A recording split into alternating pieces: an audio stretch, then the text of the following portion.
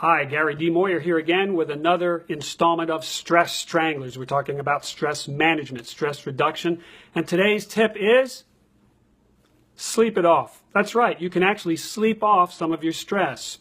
Studies have shown over the years in many ways that those who do not get adequate sleep have more stress. Those who do get adequate sleep have less stress. I can think of one study that was done where there were two study groups. They both were to take a moderately difficult exam. One group got inadequate sleep, the other group got adequate sleep. As it turned out, those who had inadequate sleep did worse on the test, felt more stressed on the test.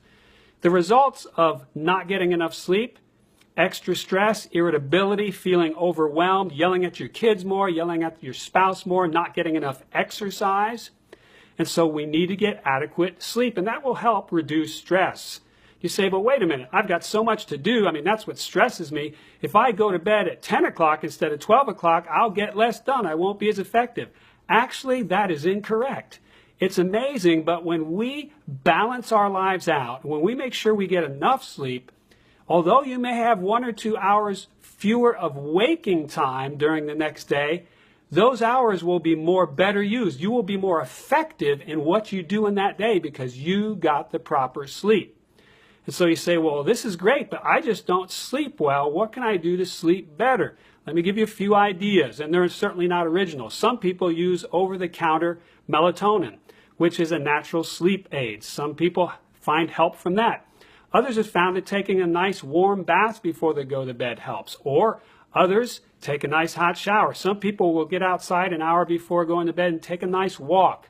Now, one thing you don't want to do before you go to bed is very hard physical exercise, rigorous exercise, because that'll keep you awake.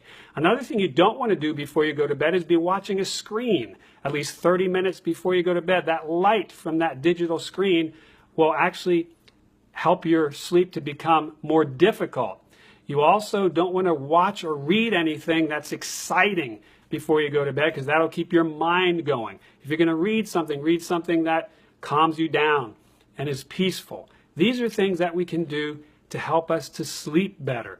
And if you're the type of person who might go to sleep well, but you wake up and your mind is starting to work on things, one thing to try is to keep a notepad by your bed and a pen, because when that idea comes into your mind and something's bothering you, write down the answer to it or say, I'm going to write a note about it, and now I can forget about it.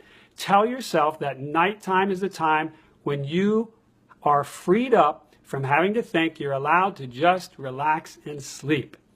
So remember, if you're challenged with stress, check your sleep.